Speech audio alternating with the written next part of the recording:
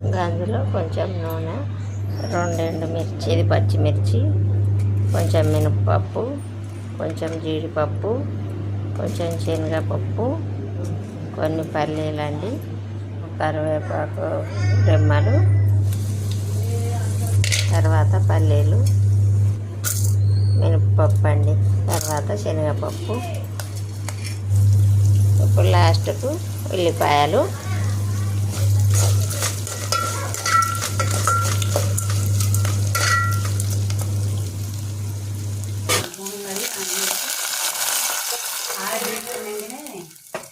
Water మరుగుతున్నాయి. ఇప్పుడు ఉప్మా రవ్వ,